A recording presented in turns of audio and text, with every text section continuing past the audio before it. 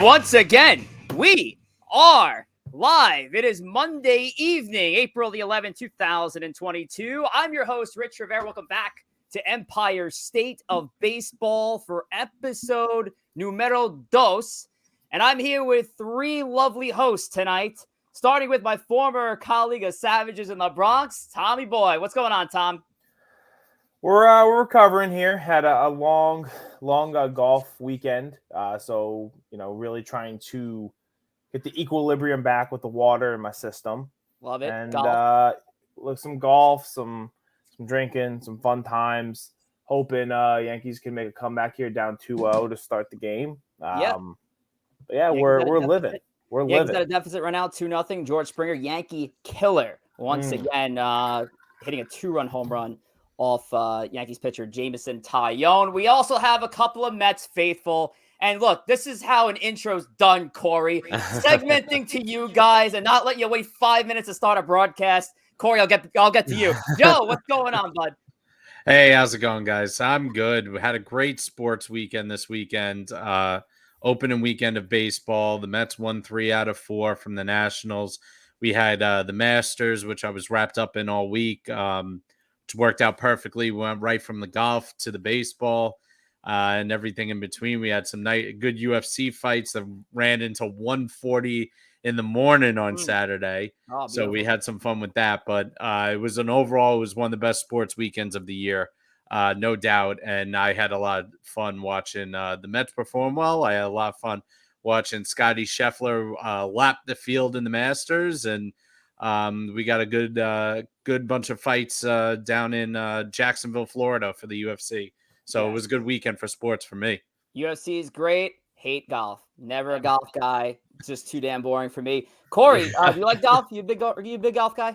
Listen, golf is one of the sports that growing up I always wanted to play, but I feel like that's a sport, like unless you have a family member or a very close friend that's playing, you're just not going to play. So that was my case growing up. But I did watch. I had a few bucks on Scheffler. Very happy to see him win. Very nice, very calming. I was rotating between that and the Met game yesterday. But listen, I'm happy, boys. All of us should be happy today because our teams all have winning records coming off of the opening weekend. I know both of us had some tough losses in the Sunday game. But listen, you win your first series, I wouldn't ask for anything more. Obviously, it's nice having the very, very first opener to be a win also. There's always something special about that. But win 3 of 4, or in the Yankees' case, 2 of 3. Can't ask for anything more than that. I have a bone to pick that we're on the bottom this week, and we're the ones in first place. You guys are technically in second place. Well, I mean, we played a real team, and you guys played the Nationals. Well, the O's got swept, so the Rays are technically in first place. But we'll see. We'll see what happens. We're playing the Phillies this week, so no excuses. The Mets are up early, so that's a good thing. Yankees have arguably the division favorite, the Toronto Blue Jays, for 4-game set. But hey, guys, thank you for joining us. All our Twitch viewers and supporters, we love you. We thank you. And thank you so much for all the support last week. Over 100 views on episode 1. Great stuff, guys. And thank you so much for it. We'll be looking in for your comments in the Twitch chat. Of course, our show is also powered by StreamYard and airing exclusively on Twitch, but we might be coming to another platform real soon. More information on that. Let's get into some New York baseball. Why not? We'll start with the Mets. And obviously, it was a wild weekend, and nothing more wild than some of those Nationals pitchers plucking some of the Mets fan favorites over there. Yeah, bench is cleared in Washington. Love seeing Buck get into it, but let's get some comments here. Corey, some takeaways from the weekend, the wild fracas that happened in Washington.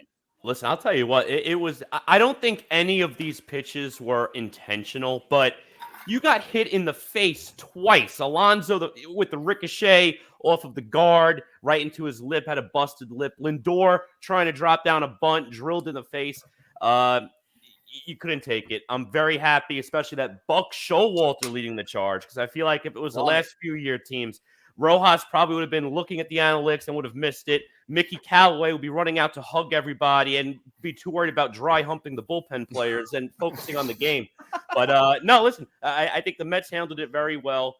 It is what it is. It's annoying, but Nationals pitchers are wild, and they did not do a good job this weekend for the most part. And, it is what it is. Listen, I mean, two things here. One, I think this is going to be a theme throughout this season. We've already seen the tempers boil over with Chicago and Milwaukee as well. McCutchen had some pretty interesting words to say, which I thought were extremely relevant of the situation there. I'll start with the Mets and the fact that the Nationals. Listen, there's no doubt that the Nationals were not intending to hurt the Mets in any way or intending to throw at them. This was not a malicious intent. But the fact still remains 4 batters got hit in 3 games. And you had 3 batters get hit high, 2 of which got hit in the face, one on the shoulder, of course. Actually, there was a 5th batter hit on the butt as well. So, there's going to be some retaliation eventually, I believe. I don't think that this is going to go uncalled. But, I think Buck and the Mets, for the time being, took the approach that, hey, we're going to beat you on the scoreboard instead of getting our revenge and getting one of our pitchers thrown out while our pitchers are pitching well. And that's kind of the situation they found themselves in. After Lindor got plunked and those bases emptied, Cishek made that first move. I think it was Cishek made that first move and got tossed when he got a little bit antagonistic and did not like the Mets' response. But you know what? At some point, you have to protect your players. And I think that, that's going to come about. McCutchen said it best. We all know what's coming. We know that in these situations that we have to be protected and somebody's going to face retaliation. In McCutchen's case, he was pissed off because he had a down and away off speed pitch before he got drilled in the back. And when you do something like that, you're trying to hurt the guy instead of send a message. Yep. And this also probably has to do a little bit with the ban of sticky substances. Pitchers nowadays are throwing harder than ever and are not being taught that you can only throw as hard as you can control it. I think that is something that is going to be a theme this year as we see more and more strict enforcement of the banned substance rule. So I think we're going to see a lot more of this to come in the coming weeks. Good point. Yeah. One other thing I want to bring up, and I'm sorry, I'll pass it right to you in a second, Tom, but I see in the chat, got many people, Raj, M took 45 saying throw at Soto's head. And then you have the complete opposite end of the spectrum. Chris Young on Apple TV making its debut. A little bit hit or miss. I thought the video quality was phenomenal. A lot of things I didn't really like. Horrible announcing. Though. Oh, yeah. Chris Young, what world are you living in saying, it's unwarranted for the Mets' actions? Unwarranted? Have you even watched the game so far and seen what happened the day before? So Chris Young, way out in left field. I think in this situation, me and Joe take a little bit more of a rational approach. But Tom, what are your thoughts? I know looking at the outside in. Yeah, so I know Major League Baseball. I agree with Joe that some of this has to do with the substance on the ball. I know Major League Baseball is supposedly testing new things this year with different substances. I know they had a lot of players who I think it was the players over the Olympics because whatever they use on those balls, the pitchers liked. Major League Baseball does need to figure it out. I agree. It wasn't intentional. I don't think I like to believe there's really hopefully no pitchers in baseball who would intentionally hit someone in the face, for no reason, or for any reason, honestly, because you could kill someone doing it. The Mets had all the right to be pissed about the situation. It's great, I think, for Buck to be, he's been out of the game for a while, new team, and he's standing up there. He's fighting for his players. Could be something that really galvanizes the team. But no, I don't think it was intentional. I thought the umps did a good job with it. You have to, regardless, even if they tossed the Nats pitcher for saying being aggressive or whatever after, I think you got to toss him anyway. I think you just need to set the precedent. Like, guys, we can't do this. Like, we need to. You don't want it to get ugly. Because again, the way guys throw now, and Joe, another great point. I think they do throw too hard and can't control it. But that's the point. And you can't put teams in a position where they're now afraid to pitch inside because somebody can't control their arm. This gets solved by, and I like the way hockey does things. Things that happen on the ice get solved because they are left on the ice, because that guy who took a cheap shot at you has to go back out there. In baseball, and baseball's afraid to take this mentality, and not that I'm advocating that charging the mound should be legal or anything like that, but you need the players to police themselves a little bit.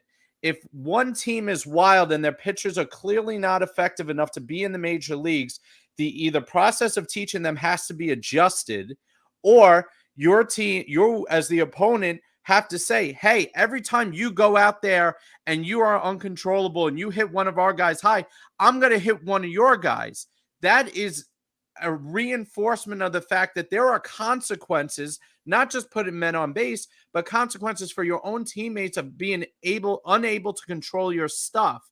And when baseball gets this mentality where they hand out warnings, prevent the other team from retaliating, the Mets were a shooting gallery all weekend. It doesn't matter what warnings you give out, because now the Mets can't pitch inside. Now the Mets are afraid that if they hit somebody, it's an automatic ejection. Okay. And the only thing that you have done is left the Mets in a shooting gallery. And okay, the pitcher hits some guy and hits Pete Alonso in the face and breaks his face. Pete Alonso's out for months. Meanwhile, the pitcher's ejected and he comes back 2 days later off a suspension. I think baseball's got to change its approach to this subject. I think it's tough. You can't turn baseball into hockey. You can't have. I just, especially with how hard guys throw it, you could really, really hurt someone. Obviously, hockey, you have things like cheap shots, but a hockey fight, someone might get a busted nose. And let's be honest, hockey players are 1,000 times tougher than baseball players. They're going to go out there and keep playing. If a baseball player breaks a nose, I mean, I know we had the Kevin Pillar situation where he toughed it out a lot a couple years ago for the Mets, but that's not what baseball is. You know, I agree there has to be in some way of policing it, but then the organizations have to step up. And I agree, they have to teach these players better and say, listen, if you can't throw 98 and control it, you got to start throwing 95. But the organizations aren't teaching that anymore. It's the same way. It's the same thing with hitting in the shift. And I know Rich is dying to get in here, but it's the same way with hitting against the shift. the organizations aren't changing their approach. They are hammering the nail further into the board. So if mistakes are being made on the field, oh, well, that's a consequence of the progress of throwing harder gets people out. Same thing as hitting the ball further beats the shift. But nobody adjusts when those things stop working or they put somebody else in danger. Deputy Nelson kind of stole my point a little bit. I was gonna take a whole different take of this because all what you guys said was great. But he says, this reminds me of the Terry Collins rant from a few years ago. You got to give us a shot. Don't you wish it was a moment like that? You wish the umpires were hot mic'd? Something like that to make the game, I think, more crazy. And again, you're going to have a lot of explicitives. And it's supposed to be family friendly at the end of the day. But having umpires with a hot mic at that moment with Buck Showalter and the Mets and Nats meeting in the middle, I think that would have been awesome. I think the big takeaway, though, is I think this is something really could galvanize the Mets, a team that have a lot of expectations on their shoulders, who kind of came into the season with the, we bought a lot of players. And I think this could be something that could, show how gritty they could be and really can help propel them early on in the year to just galvanize a lot of new guys coming together. Look out for the Mets for especially the next couple weeks because they're going to be hot. I want to get into one more New York topic because this we can go on all episode long about. But let's talk about something on the other side of town. Yankees obviously opened the season it's supposed to be Thursday. They opened the season on Friday. But the one thing that Yankee fans and baseball fans were talking about was Aaron Judge. And if the Yankees were going to lock up their star right fielder for the rest of his life. And the Aaron Judge extension talks really heated up last week, but the Yankees and Judge weren't able to come to terms by first pitch on opening day. Tom, I'll start with you. Obviously, huge Yankee fan, so I got to ask you first. What are your takeaways from this? And did you expect these two sides to not come to a deal by opening day? It's tough. So I think, the reported offer to Judge was, it was 7 years, 210, 215, something like that. Which they were, so I think it worked out. There was just over $30 million a year. And listen, I think it was a fair offer for him. You know, he's not a kid. He's 30 years old. Signing him to a 10-year contract at this point is risky. It's something that the Yankees and I would guess most teams don't want to do. You know, apparently his counter of 10 years for 330 is you know, I'll be honest, the way I read it, and I hope I'm wrong, I don't think Aaron Judge wants to be a Yankee after this year. Which is something, because Tom, I would have thought for sure that this guy was going to be a Yankee forever. I mean, the guy is a generational talent, essentially taking the Jeter spot of being, when you think of the Yankee team, who's the first player that comes to mind? Yeah. And Judge is that guy for this era. I agree with you 100%. I thought that contract was more than fair. I would not touch a 10-year deal on Judge for $300. That's absurd, especially for a guy who's already proven that he can't stay healthy. I mean, how many times we're always saying, is he going to stay healthy? Is he going to stay healthy? And listen, when he's healthy and he's playing, yeah, he's a great, phenomenal player. Are you really going to trust that when he's 37, 38, 39 years old? Yeah, that's the whole thing with it. Yeah, will someone give him a 10-year, $300 million contract? I don't think so. I don't think that's out there. That's why part of me thinks maybe he just doesn't want to be a Yankee anymore. And if he doesn't, listen, if he's just truly doesn't like it, then I don't know. Is it real? I actually disagree with you, Tom. I think there's a team willing to give him that sort of contract. Aaron Judge is not only one of the most popular baseball players in New York, he's one of the most popular athletes in sports, in American sports. And I think a team would love to take advantage of the fact to have Aaron Judge in that outfield and be a presence for their team and their city. I mean, that you're talking sold out games if this guy is on your roster. I think there's a team willing to spend that sort of money. Is Aaron Judge worth $36 million that he's seeking per year over 9-10 years? I don't think so. When he's healthy, yeah, I mean, I know I mentioned it last week. I doubt any of you watched the K-Rod broadcast last night, but I did catch some of it. And they had Passan on later, and they were talking about it. And apparently the Yankees were willing to go to that $35 million a year mark, but not at 7-8 years. You know, it would have been more of like a $35 million for 5 years, you know, and they ended up going, they made it public, which also makes me feel like that I don't know, could be the end. Because I don't think you make that public unless you want to make a point. We put out a good offer and he didn't accept it. So well, that's why you would go public. But the Yankees are in an impossible situation here. You got a team across the in the next borough over that's spending like no team's ever spent before. You got a fan base that's riled up that is already thinking that you're too cheap to spend. Your franchise player is willing and ready to walk out the door. This makes it a problem for the Yankees, and they are in a no-win scenario. There is a major section of the fan base that wanted you to go out and get a shortstop, that wanted you to go out and get Freeman or Olsen, and you didn't get any of those.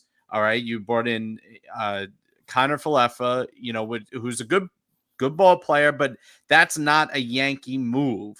And now you're going to have your biggest star ready to walk out the door over what the fans perceive as pennies fighting over nickels and dimes here, while the team across the way is willing to up the ante almost on every free agent that comes available. So the Yankees are in a very tough spot here.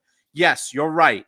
Aaron Judge over the past 5 seasons, has he been worth more than what the Yankees are offering? The answer is no. However, if Aaron Judge stays healthy any reasonable amount of time beyond 130 games, he is worth every penny. And you know what? There are 2 teams who are going to be willing to spend that. I can see the San Francisco Giants and the San Diego Padres both willing to spend that kind of money. The Padres in particular need an outfield bat. Will Myers is off the books next year with a team buyout. So he's going to be gone. They're desperately trying to trade Hosmer. They're going to get that money ready to play. And the Giants, Brandon Belt's done. Crawford's at the end of his career. Posey just left. They're going to have a massive budget to spend money on a franchise-changing outfielder. So I think the Yankees are really in a tough spot here. And to note, those 2 teams, the Padres and Giants, California teams.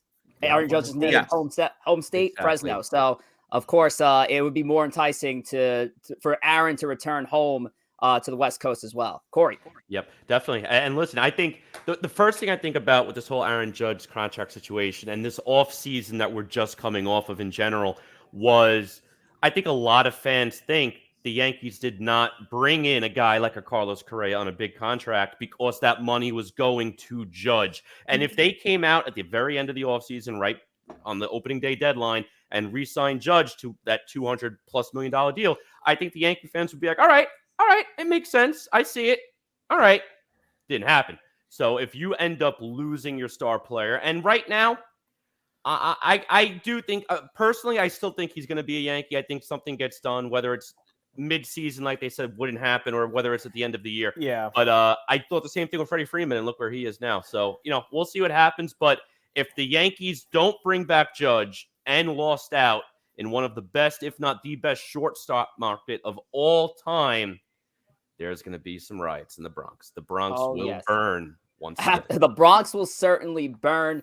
Our Twitch feed is going off right now. A lot of great comments, a lot of viewers tonight. We thank you guys all for joining up and obviously downloading the Twitch app. But Corey, pass the message along. What's the easiest way to listen to our show tonight?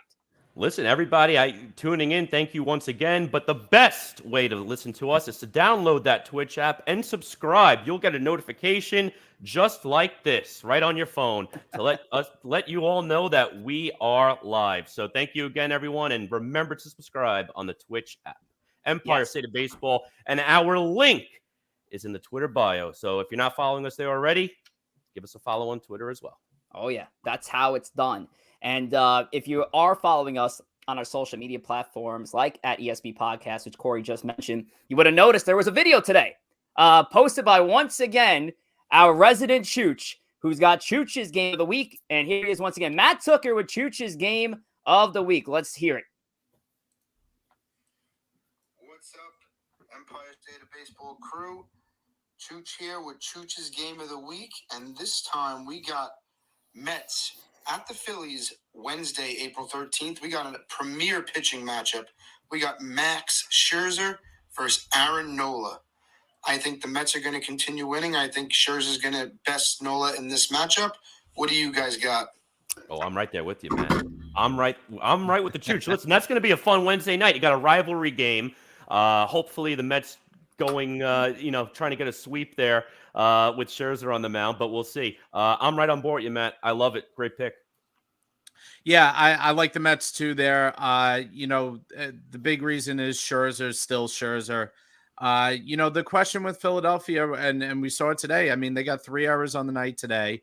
Alec Boehm has thrown the ball into Neverland a couple times. The question with Aaron Nola is always going to be, is he going to be able to be that number 2 to Zach Wheeler? He always seems to be close to being that ace that we know that he has in him, and he's shown flashes of, but there always seems to be something, a part of the season, a midseason slump. So for me, I don't fully trust Nola in a game like that to outduel Scherzer. I think he's right. I would go with the Mets in this one. The Mets look good. Their offense is one of the best offenses in baseball over the first few days. Their pitching's been unbelievable.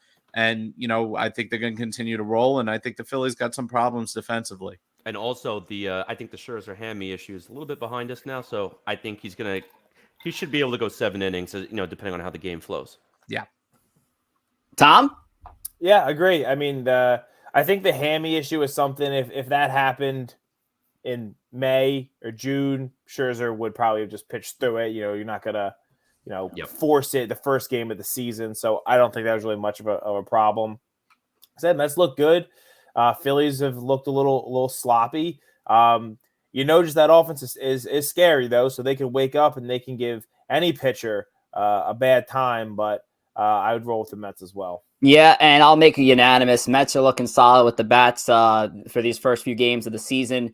There were some great points made about Aaron Nola. He was supposed to be their ace at one point, and Zach Wheeler lapped him over the last couple of seasons. So, I think it's definitely going to be a solid matchup. Nola Gave a 4 earned in his last start. I think he's going to have a bit of a bounce back, but I think Serge is going to outduel him in this one. I got Mets over Phillies in that game, and I'm gonna call it a home run, boys. I'm calling a home run. Ooh, I'm gonna say who you McNeil got? stays hot, and Jeff McNeil is gonna go deep that game.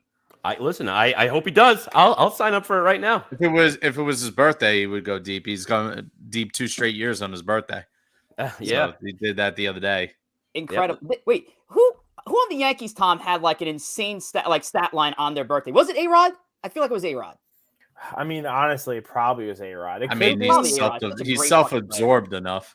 Yeah, such a great player. Somebody on the Yankees had an insane stat line on their birthday where they were like homering every year on their birthday. It was nuts. But yeah, a great happy birthday for Jeff McNeil. But we're gonna get into some Yankee Met comparisons in just a little bit. But Joe, how can the people follow us on social media? Okay, you can follow us on Twitter at ESB Podcast. You can follow Mr. Corey Favs at G Gory, myself at JR Pugs, as you can see in my name, Rich at Rich J Rivera, again in the name, and Mr. Tom at Wospil, that's spelled WOSPIL 54. We all are on Twitter and all active, and we are all active on the ESB podcast page. Yes, and we like playing Wordle. Like Wordle's a fun game. It's a get struggle. a little Wordle action. Oh, I've given up on the regular Wordle. Wordle still got me interested because I live for regular Wordle. Wordle just is it can be a struggle sometimes. Yeah, like frustrating today. game. Oh my goodness. Yeah. I'll spoil it because at this rate, if you haven't done it, then you don't really care. But the fact that, like, come on, Tony Kemp of all players, that's the guy that we're getting today. I got him just because was it last year he hit like 3 home runs in a series against the Yankees? Yes, he did. Yeah, and I was like, who's that guy who ruined my weekend in July? Shout out to Steve, who is kicking my rear end up and down the Yahoo fantasy. I didn't think we were going to call that out. Yeah, I feel bad. I gotta give props to him. You know, they got a good team this year. So. A lot of great comments in our chat. XBianca23X, we love Chooch's game of the week. Escalado13, how are you guys not following me on Twitter? I'm upset. We'll get you, Steve. Don't worry.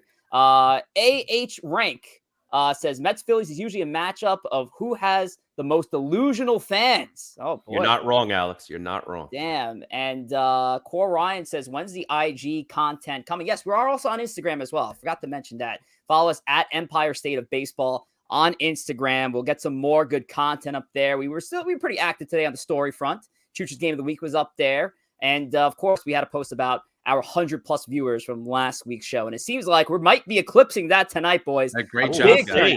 Thanks for everything. Love it. Thanks for all the love, everybody. That's fantastic for our first episode. Definitely for our first episode. Yeah, 100%, guys. Thank you so much. And hopefully we are not disappointing. But we are going to get into our big segment tonight. It's called Head to Head. And this could be a recurring thing, maybe a monthly, maybe a quarterly sort of deal. But we're going to compare head to head, Yankees versus Mets. Simple as that, position to position. We're going to run through them quickly. And we're going to start off with the skipper on both sides. The managers, Buck Showalter, Aaron Boone. Real quickly, guys. Starting with Tom. Are you being biased here, or do you wish Showalter was in pinstripes, bud? I mean, Buck Showalter has the pedigree, right? He's built so many championship teams that sadly has never been there for the championship day. So I think, Buck Showalter has to be the answer here, right, guys? 100%. Yeah. I think Buck Showalter versus Aaron Boone. One, the fans are raving about. They couldn't have loved it more. Everyone loves the hire. The other one, 95% of fans can't wait for the guy to be gone, and Aaron Boone. So I'm definitely going Buck here. I'm going with experience. Boone is one of those guys that probably gets a little bit bad of a rap from being the Yankees manager. It's almost a thankless job. Yeah. I remember the Yankee fans couldn't wait to throw Girardi out the door, and Girardi is a fantastic manager. But Boone is basically a cookie cutter manager. He does things by the book that the front office gives him. Yep. You question whether or not he's got a real feel sometimes in late situations, especially in the postseason. And frankly, he hasn't been able to get his team over the hump. So again, it's not a situation where I think Boone is costing the Yankees an over a particular amount of games.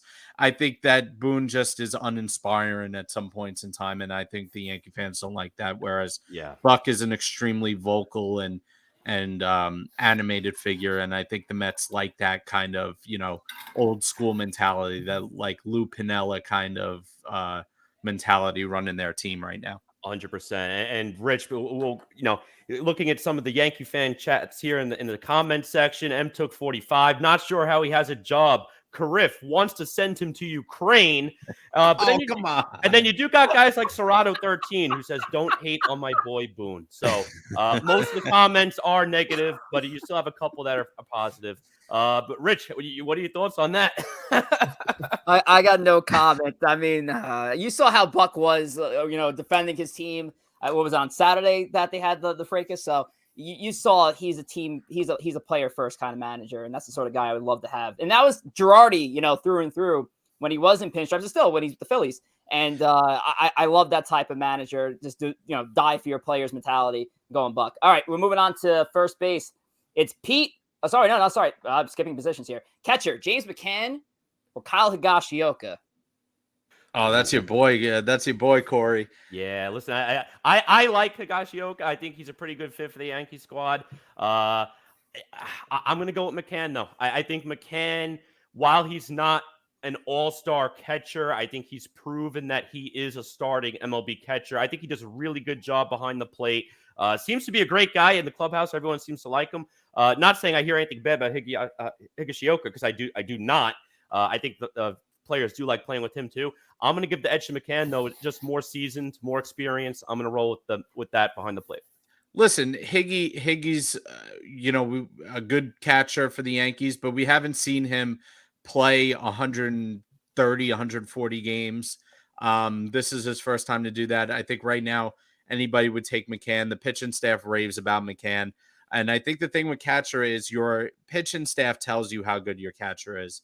And I think that's one of the reasons why a guy like Gary Sanchez was ultimately shipped out is the pitching staff didn't like him. It doesn't matter what the bat does, because if your ace is unwilling to pitch to him, that's a problem. Whereas the Mets, every pitcher wants to pitch to McCann. Tom, you missing Gary yet? I'm a pro Gary guy. Gary hit a moonshot grand slam in Minnesota, so I am absolutely missing Gary. I'm going to go with James McCann here too. I think we'll see what Higashioka is going to do this year in a full season. Could he, be better than James McCann? Yes, because James McCann, we know what he is. And Higashioka has shown flashes of being better than that, but then he's also been very streaky and, been worse. So I think for the steadiness and then just the veteran kind of part of things, I would take James McCann. Yeah, and obviously the Mets are hoping for that 2019-2020 version of McCann, who was an all-star. I'm going to go with the seasoned pro as well, James McCann. Higashioka had a fantastic spring, hasn't resonated thus far, even though it's early. But yeah, I'm going with McCann, of the veteran there. First base now, Pete Alonso or Anthony Rizzo. Our first very good matchup here. Yeah. Listen, I think everybody's going to take Pete here. Obviously, he's the premier, or one of the three premier sluggers in New York. He is the Mets, basically cornerstone franchise player outside of Lindor. There's not a single Met fan that has anything bad to say about Pete. This is not as crazy wide divide as I would think. I think Rizzo in a Yankee uniform is tailor-made for that ballpark. And I think Rizzo's going to have a very, very strong year. He's got very good leadership qualities. He brings a depth and a little bit of a change of pace, being a lefty to that Yankee lineup. But his best days are behind him. I think he's still an effective ball player, but you got to go Pete here with the 50-plus home run potential that he possesses. Yeah, no, I'm right there with you. And this is no slander against Rizzo, because I love Rizzo personally. And I did say before the season that I thought Rizzo was the better first base option for the Yankees, because I wanted them to go out there and get a Correa type player. That would have been fun. And you save a few bucks on Rizzo. The Yankees team, they had a very good run right after they got Rizzo. That's when they start to get hot. You start to believe, all right, this team might make the playoffs. Yeah, right. We're going. Let's do this. Rizzo came in, did great. I love Rizzo. Awesome guy. I got to go with Pete, though. Pete's got the potential here. Like Joe said, he can give 50 home runs any given night. Guy is so fun to watch in the home run derby. I hope he does it again this year. Get a nice three-peat out there. Rizzo's the better fielder. I will. That's without a doubt. There's no question about that. Without a doubt. Yeah. 100%. And Rizzo, awesome clubhouse guy, but yes, I think Pete is also. Yeah, I mean, I think the answer is, I think we're all going to say the answer is Alonso, right? He is a cornerstone type player. But yeah, I agree that it's not as, I think, as far apart of a argument as it would be on face value. I do think Rizzo brings a lot of intangibles. He's a world champion. He plays a good first base. We saw a lot of that last year when the Yankees left side of the infield at times was Rougned Odor and Gleyber Torres, two guys who couldn't hit the ocean from the beach of the baseball, and they brought a lot of confidence with Rizzo over there scooping the ball. He's hit 2 home runs already this year. So I do think Rizzo is a very good fit for the Yankees, but it has to be Pete Alonso. And leading the league in ribeyes at this early part of the season. A lot of love for Eric Kratz in our chat right now. A lot of love for Eric Kratz. They want to see Eric Kratz possibly manage the team. I'm seeing Kratz 2024. You're going to run for president? Eric Kratz. All right. Solid, whatever the hell he was, catcher. All right.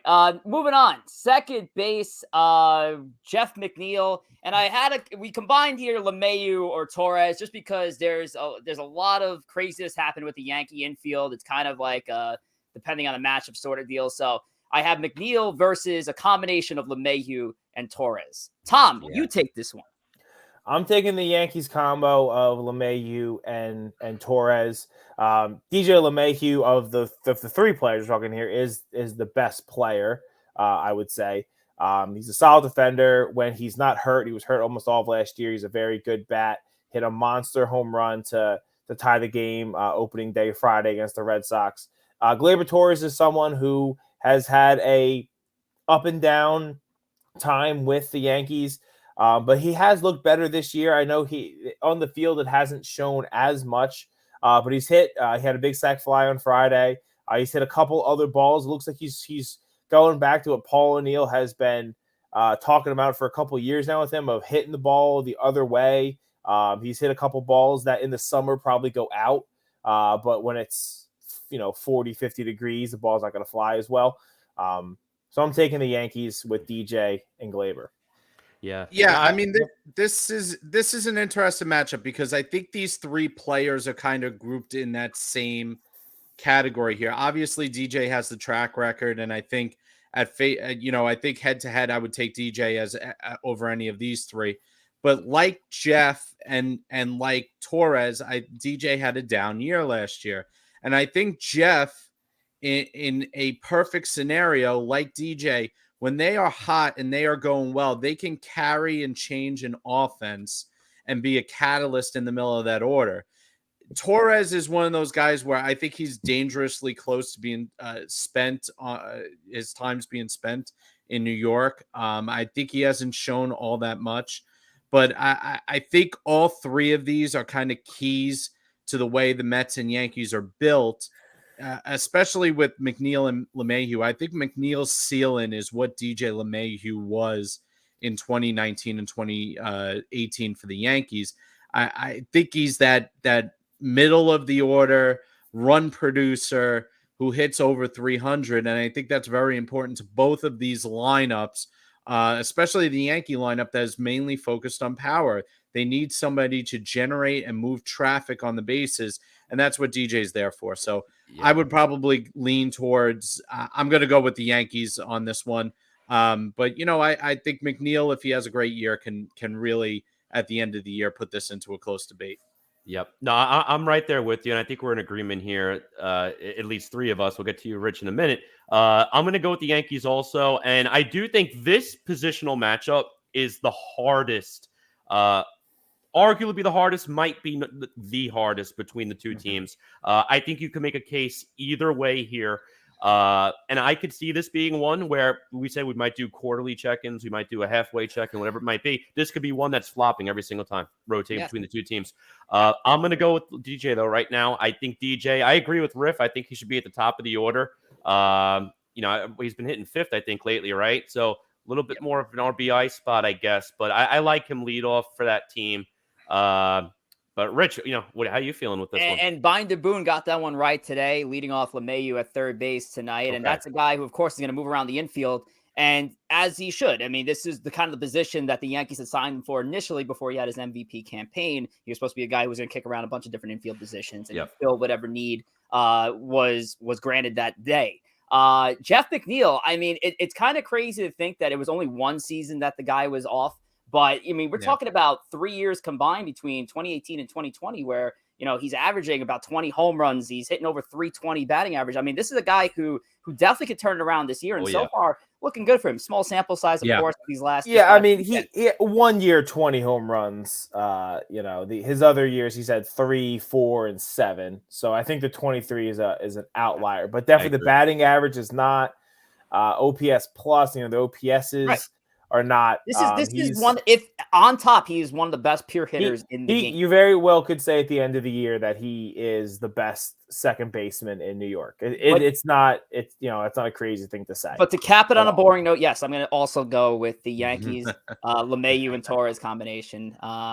Definitely. I almost wished we can go head to head right now, but it's just so damn early in the season where. I don't know if we're gonna see those intense arguments just yet. There might be a few more positions we agree upon, but let's move on to the next spot, the third base position. This is an interesting matchup, though. Eduardo Escobar, who is a recent All-Star in the National League, played with the Brewers and Diamondbacks, and the Mets signed him over the offseason. Josh Donaldson, of course, acquired in the trade with the Twins. Joe, who do you have in this? Listen, we all know Donaldson is a premier hitter when he stays healthy and when he stays on the field. I think that, in a given at bat with your life on the line, you'd rather have Donaldson up at the plate. Escobar's never been a defender either. So, he is a good ball player to have. I think you go with Donaldson here. How long beyond this season I would still make that pick over Escobar will be in question. And again, the injuries are a concern. But Donaldson is still he's the sexier name. He's the big bat. He can hit 30 home runs still if he stays healthy. Escobar is a good complementary piece. The more I watch him, the more I like him. But for right now, if you had your life on the line and you took one of these guys to play third base in Game 7, you'd take Donaldson. Yeah, no, I'm with you there too, Joe. And I loved the Escobar signing. I think he is a very underrated player. Escobar, great clubhouse guy too. Everyone loves him. Lindor raved when they brought in Escobar. Great contract too. But I'm going to go with the guy who's put up the numbers consistently when healthy. And I agree that if you're in a big spot, you're trying to win a game and come down to your last at bat with 2 outs, I'm going to go with Donaldson at third base. Yep, going to keep the Donaldson train rolling here. I think it's a pretty easy one at this point of the season. He is a former MVP. He is someone that when he comes to the plate, he is a bad man. He puts some fear in the hearts of the opposition. I know as someone who had to go against him as Yankee fans for years and years, he's always an uncomfortable at bat to have to watch. The answer is Donaldson. I'm going Escobar. Okay. I'm going Escobar. Yeah. And I'm going with the younger Escobar, and we're not talking that young. He's 33 years old. He's been in the league since 2011. But I love Escobar's versatility. I love that you can put this guy practically in any different position. And again, what have you done for me lately? Escobar is an all-star in 2021. He's a guy who had a nice deal with the Mets here. And again, I like that he's a clubhouse guy. And yeah, Donaldson brings you that edge, and you want that. But Donaldson's an aging player. He's 37 years old. He's about to turn 37 years old. And you want to see those glimpses of that MVP Donaldson, but we're talking years ago, guys. I'm going Escobar. I'm going with what have you done for me lately? I'm going with versatility, going with a clubhouse guy. Give me Eduardo Escobar in this one. Yeah, listen, I like it. No complaints there. All right, shortstop. Moving on. Lindor. Lindor. I'll tell you one thing. if they did get Correa, we would have a very interesting conversation. Yes, But yes, listen, Well, absolutely. I don't know if we would, because I think the no, Yankees Vegas are no fine, right? disrespect to Kiner Fluffer. He's a great, useful ball player to have, but he is not on the same level as Lindor. Yeah, no, I mean, He's a placeholder. Lindor's, He's a yeah, placeholder. Lindor Left is field, a Mark Canha or Dom Smith. Again, we're back to that Yankees second base. You have two guys who've been playing the position a little bit on and off. I don't know if Dom's been playing more first base, but I know he was tooled into that left field spot. But I have both of them in that position versus Joey Gallo. Corey, who do you have in this matchup? I'll tell you what, Mark Canha, very pleasant surprise to start the year. But they brought in Canha. I was like, all right, he's a good MLB player. Guy who's going to, get some starts here, platoon maybe. He's been awesome to start the season. Dom Smith had a phenomenal spring training, too, hitting over 400 in spring training. I know he's not really getting as much at-bats as he'd like right now. I'm going to go with the Mets platoon, actually, here. I like having a really good lefty-righty platoon. You don't want that for every single position. But I think that left field spot, considering their lineup, it's not a bad mix between the two of them. And Canha could play all three outfield positions, not necessarily Gold Glove level, but he could play them. He played center field the other day. So I'm going to go with the Mets lefty-righty platoon here. Joey Gallo, listen, guy could go out there and hit 40-plus home runs at any given moment. He's also going to hit 200 and possibly, under the Mendoza line there. Phenomenal power, one of the best power hitters in the game. He does not hit for average at all. I'm going to go with the lefty-righty platoon. You have to hit the ball to be to be one of the best power hitters in the game. You got a hit today. sure did. The problem I had. See, here's the thing.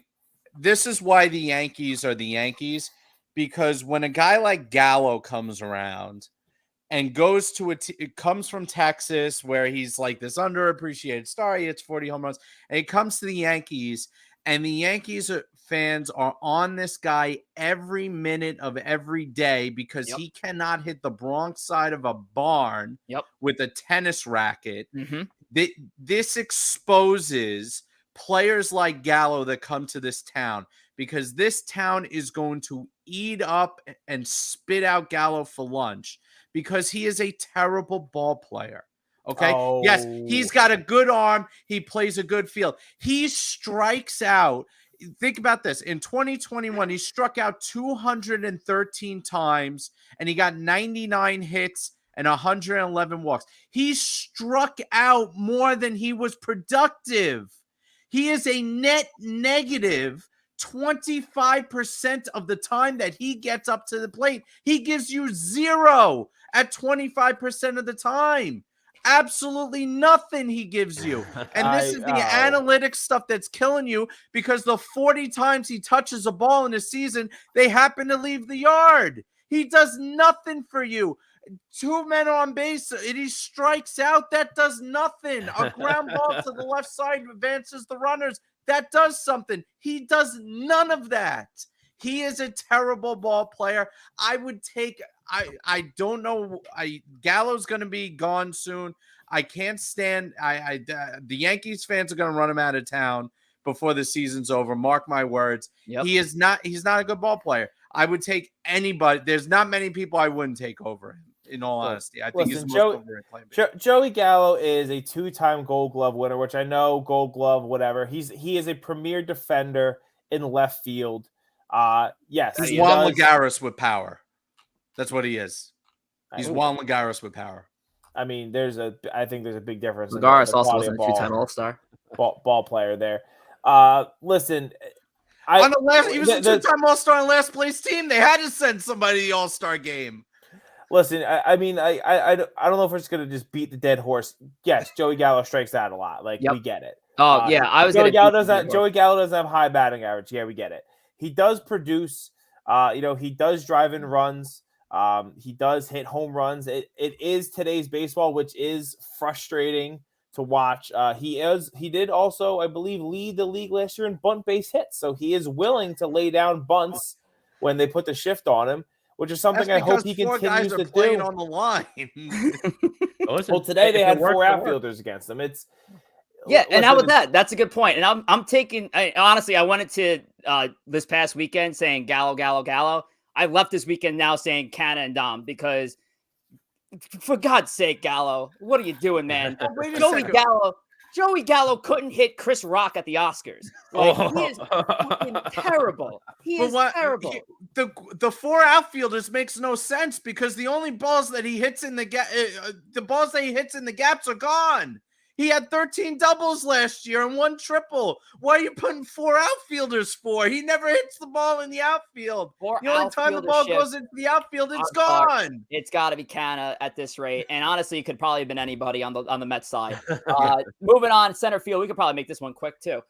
Brandon Nimmo versus Aaron Hicks in center field. Carriff wants to send Hicks to the sun along with Joey Gallo.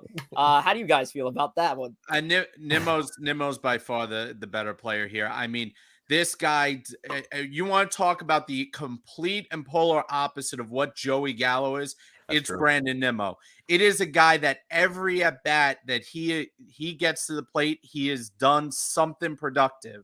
Even when he strikes out, it takes him 8 or 9 pitches to strike out. He walks more than almost anybody in baseball outside of Harper and Trout.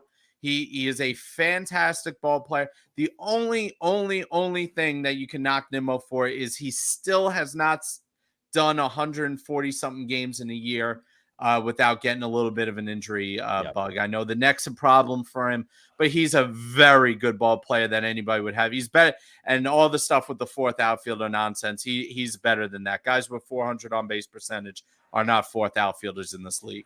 Yeah. Do you know who walks more than Brandon Nimmo? Joey Gallo. No, he doesn't. Nimmo's on-base percentage is 100 points higher. I mean, Joey Gallo walks a lot more than Brandon Nimmo. So, I mean, Nimmo walked 140 times no, not 100. Never mind. Joey Gallo walked 110 times last year. All right, yeah, I'm taking Nimmo over Hicks. Does anybody have an exception? No. Listen, here's my exception to that. Brandon Nimmo running the first base on walks is stupid, and he should stop doing it. He looks like a clown. He looks like a try-hard loser when he does it. I love it. I love it. It shows hustle. Everybody loves it. It's the dumbest try-hard. Like, look how hard I'm trying, guys. I'm going to run the first base when nothing matters. Well, that was like how Adam Rosales used to run out his home runs that were clearly like 30 feet over the fence. It is so obnoxious and dumb that he does that. They put the Little League play on that in Little Big League where he runs to second one time. Watch, that happens, and the guy steals home. Then nobody will ever complain that he runs to first base. Heavyweight fight out in right field here, boys. Starling Marte, who made his debut in right field at Mets opening day in Washington, versus Aaron Judge. Of course, the controversial Aaron Judge. Guys. Listen, Marte's been great. It's Aaron Judge. Mm-hmm. You know, I don't know how this is controversial. This is a heavyweight fight. It's a heavyweight fight because Aaron Judge is a big boy. Well, no, I'm not saying the fight is controversial. I'm saying the Judge controversy with the contracts. That's what I was. Yeah. Listen, they're 2 different players. Marte's a speed guy. He's one of the premier speed guys in the league. Judge is the better ball player, and you would take Judge. But you know, either way, I don't think either team is in a bad position with who they have. Yeah, no, Judge is the answer here. Yeah, I mean, Judge is you have to go with Judge, but I'll tell you what, watching Marte these last few games here, I am loving this guy play. And it doesn't change the fact that I'm choosing Judge in this situation, but Marte, he brings a certain athleticism that this Mets club has been lacking. If you've been watching the Mets the last few years, very station to station, and it seemed like every time they got a single, they're only stopping at second. Guys on second, they get a single, and the guy's not scoring. They're stuck at third. Marte brings a little bit of speed at the top of that lineup. The guy's a Chooch, too. I love him. When everyone was getting hit the other night, he's over there with this big Mets jacket on, yelling, laughing, saying, "Oh, what are you doing? What are you doing?"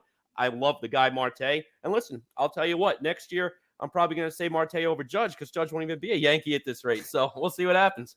We'll have staying out in right field at that point, so we'll still be taking the right field. Designated hitter: Robinson Cano, Giancarlo Stanton.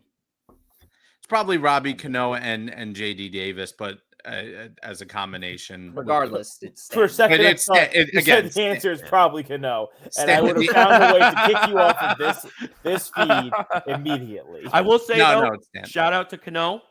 Yeah, he's actually doing somewhat of a good job. So I'll give him a lot of credit. He had a few good games this weekend. Cano, off to a hot start. So good for the Robin. answer is Stanton. Stanton, as much as sometimes Yankee fans get frustrated with him, he is the kind of guy that when he gets hot, he obliterates baseballs. I mean, he can carry a team single-handedly. The problem with Stanton is once he gets hurt, he's a rhythm guy. He has to play. So when he gets hurt or when he has those off days, he cools down so quick that it's hard to manage Stanton over the course of 162 games, because if you sit him and try to prevent him from getting injury, he'll go ice cold real quick. And if he gets hurt, it'll take a month to heal, and then it'll take a month to get back in the swing of things before he gets red hot again.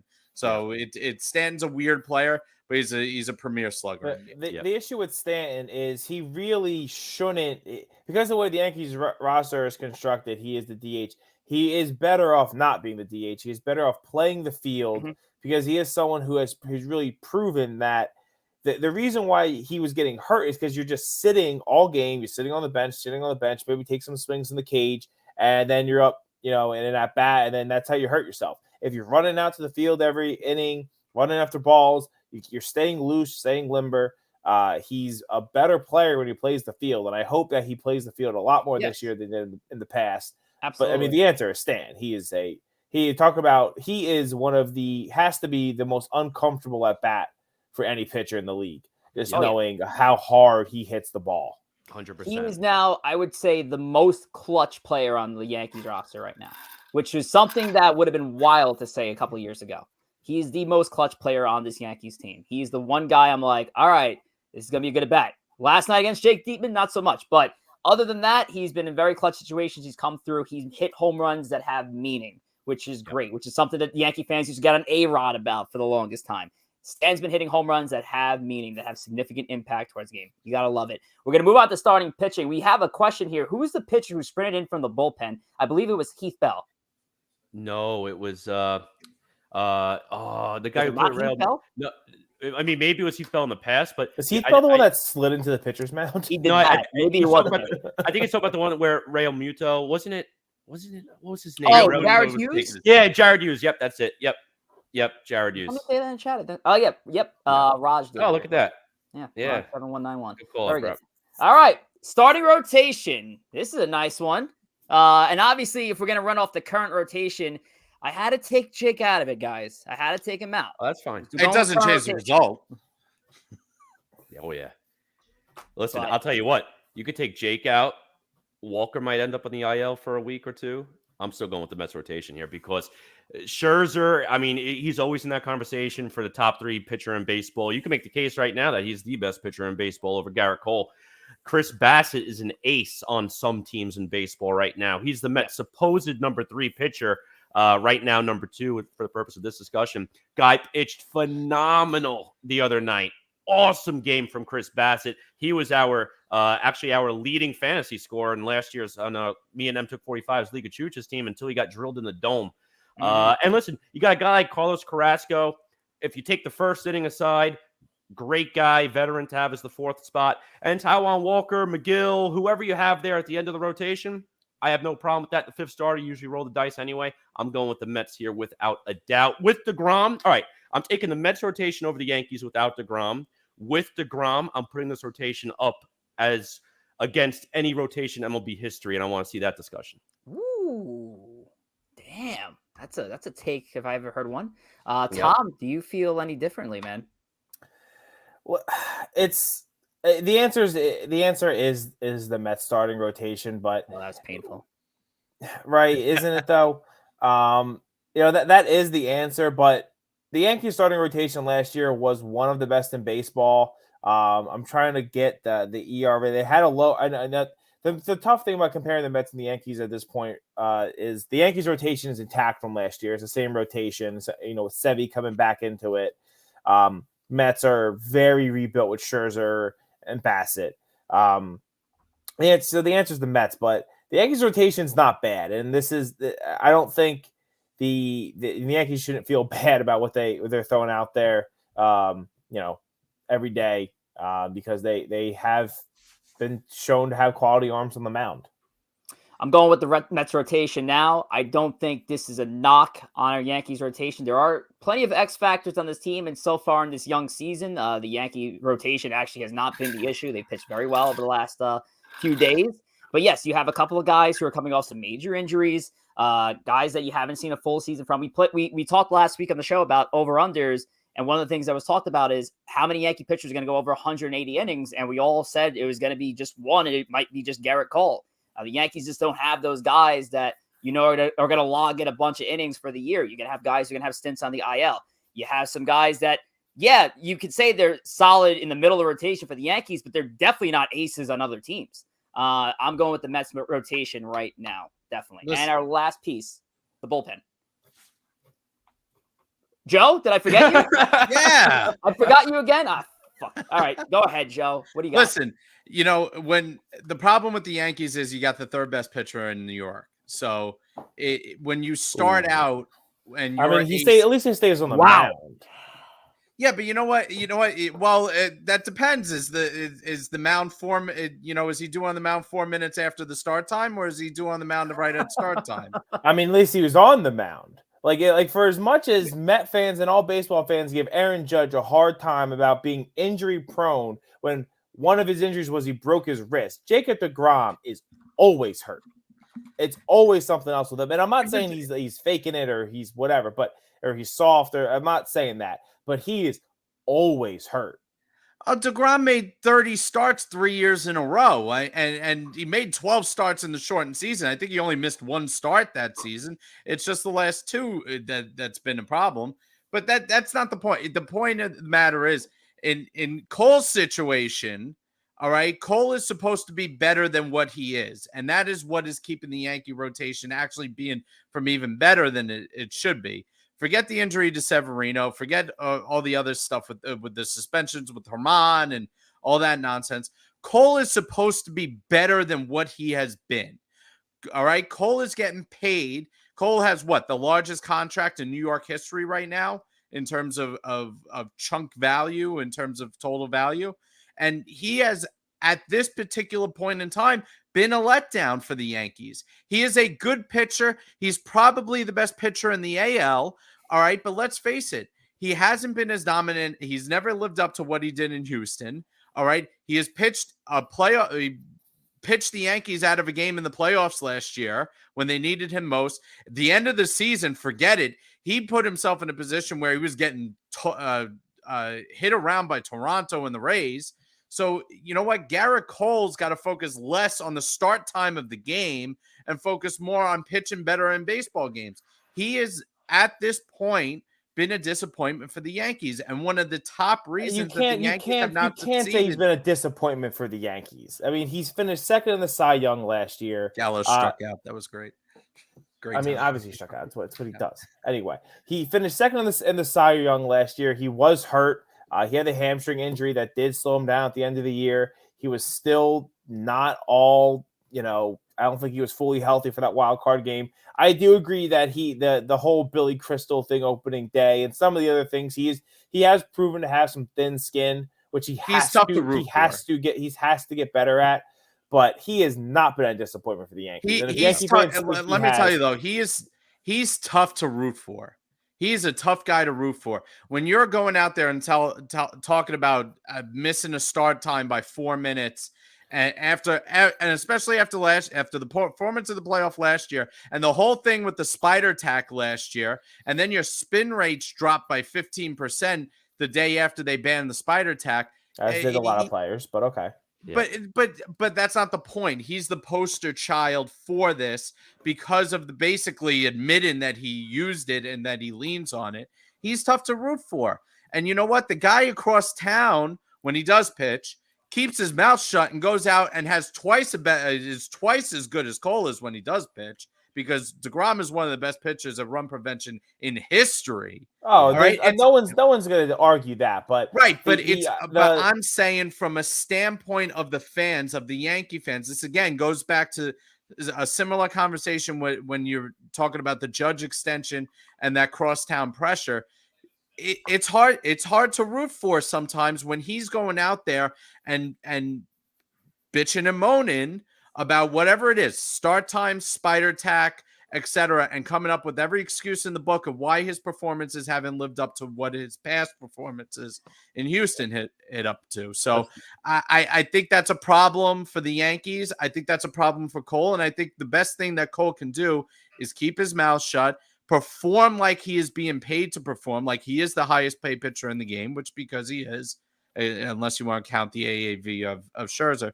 I think that's the thing. So I think everyone could agree on that. I just think the idea that he's been disappointment is silly. And I feel like you're being a little too harsh here. I'm not going to crucify the guy for being a little bit dorky. Yeah, Garrett Cole is my dork. He's a dork for baseball. For 4 minutes complaining about the pregame, that's silly shit. We're not talking about a guy who's booing his own fans in a summer day and then getting chastised by every fan and then kissing his ass the very next week in Javier Baez. We're talking about a guy. Oh, no, listen. I told you from day one, he earned a ticket right out of town after that game. And I was right. He got one. The Mets did not even attempt to re-sign him. I told you from day one that was a mistake. And if Lindor wasn't on a 10-year contract already, Lindor would have been the next one out the door. And I'll tell you what, that debate of the aces, I think we could just say one is soft with his body right now, and the other is soft with his mind. But we do got to keep going here. We got to close out this segment with closers and the bullpen in general. Rich, why don't you get us going here? Love that. That was great. Going with the Yankees bullpen. Yankees bullpen is one of the strongest in baseball. A top 3 bullpen at best. And this is a bullpen that didn't really make that many moves. They've actually made a great move towards the end of this offseason, getting Miguel Castro from the Mets. Great trade for the Yankees. Love him already. I really do. But no, this Yankee bullpen was solid before that. Lucas Licky, who really emerged over the year. Clay Holmes was a nice pickup from the Pirates.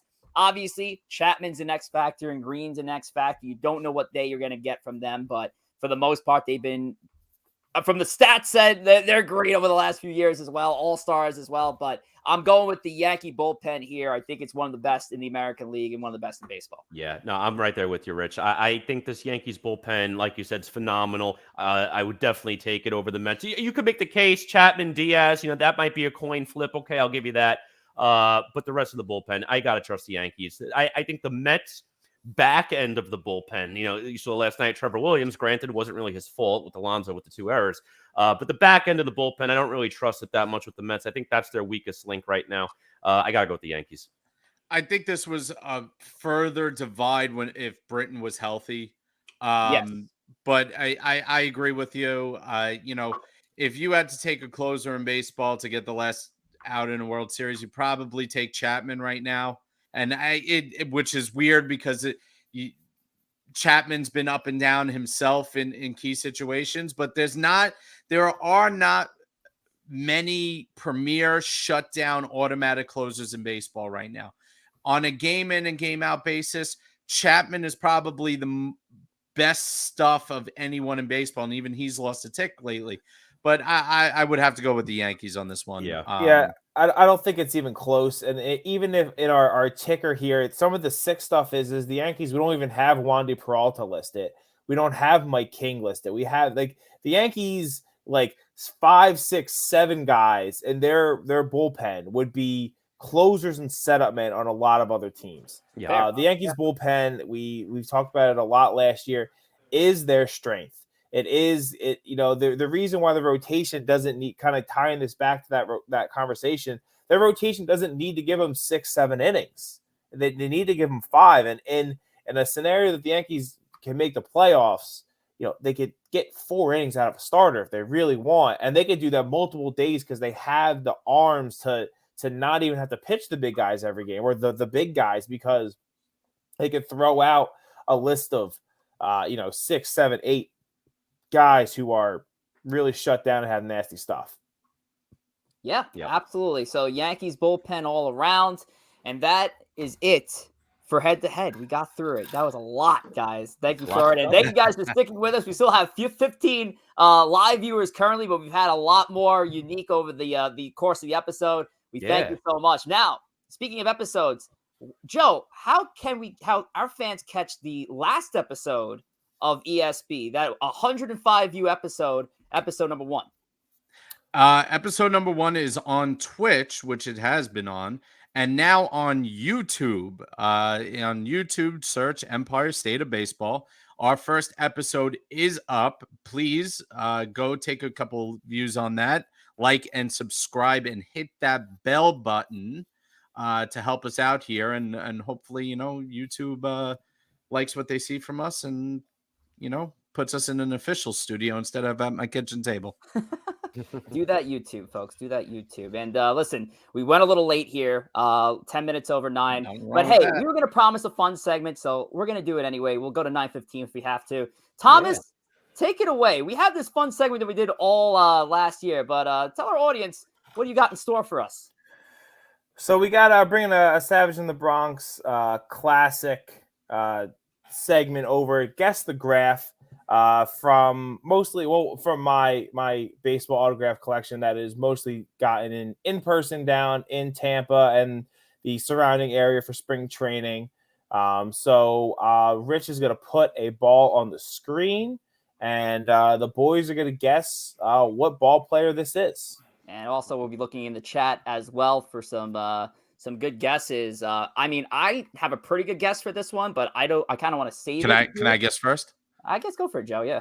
Willie Randolph. That's what I was going to say. Yeah, That was an easy one. Yeah. This might be an easy one, but for the first one, I wanted to bring someone who is very known for both of these two teams. Willie Randolph. Still he kicks it around Yankees spring training. How much instruction does he do? I don't know. We talk about a guy who's gotten a raw deal of only ever managing one baseball team. Man, I'll tell you what, and managing it to close to within inches of a World Series of all things. Right. If it wasn't for Yadi Molina, never got a second shot. Yeah. It's and after the Mets fired him at midnight on the tarmac, basically. Oh my God. What a shame. And it really is a shame because I thought he was a very good fit for that Mets team too, because you're taking a guy with a winning pedigree with the Yankees. He's always been around a winning ball club. And you're putting him on a Mets team that's trying to turn the corner in the quote-unquote new Mets era from 2005 onwards. That was a very fun era for Mets baseball. I thought he was a very good manager. Obviously, the collapse was tough to swallow, but it still didn't warrant a firing. Scumbag move. It was a scumbag move by a scumbag organization then. But luckily the Wilpons are out and Cohen's in. And hopefully he's laying down the law. Obviously, it was a rocky first year with a lot of stuff happening with the Mets baseball. You wonder if he's someone who maybe even after that, he said he's only got one job. He said, you know what, I don't need this. Right, I was a professional ball player. Baseball was about my life, and it's possible he didn't want another job. I would find it hard to believe if Willie Randolph wanted another job, he couldn't get one. I think he was one of the base coaches for the Brewers or something like that. Yes, he was. Yeah, he was. I think that was in the late 2000s, early 2010s. But yeah, he still had some coaching jobs around the game. And he's a guy that I've seen before kick around the Somerset Patriots, TD Ballpark. He's a huge friend. He's a friend of Sparky Locke. So I've seen him before. Good guy. But that's it. That's our show for episode 2. Obviously, we had a lot to discuss. So I thank you all for being a part of this past hour 15. I guess let's go around the horn here. Any final messages? Thank yous to the fans. Start with Corey. Yeah, listen, just want to thank everyone. Chat, awesome as usual. Loving the chooches in the chat out there. Listen, I got the Met game on in the back right now. Let's go Mets. I hope this time next week, the four of us are talking again with another 1 or 2 series wins under the belt. Hell yes. Yep. Thanks for all the fans. Loving sports been fantastic. Over 100 views on the first episode is unbelievable, guys. And thank you guys for sitting here and bull crapping with me. We love bull crapping with you, Joe. Tom? Yankees are not in the I'm guessing the Phillies are still winning. Of course, averting the question. The Mets are still winning. Yep. Yankees down 3-0 now. So hopefully they can get a comeback. I'll tell you this Blue Jay team is scary. Oh, thank you. So it's going to be an uncomfortable few days of going against them. But it's been fun. And I guess we'll kick it to Rich to just blow it at the end here. And nothing like a Rivera closing it out once more. So that's it for tonight's show. Tune in for next week. We'll be back here Monday, 8 p.m. Eastern time, right here on Twitch, Empire State of Baseball broadcast. We didn't get into it tonight, but we are going to talk about retractable roofs. Do you want to see a retractable roof over Citi Field or Yankee Stadium? Find out more next week on Twitch, 8 p.m. Eastern time for another edition of Empire State of Baseball. Take care.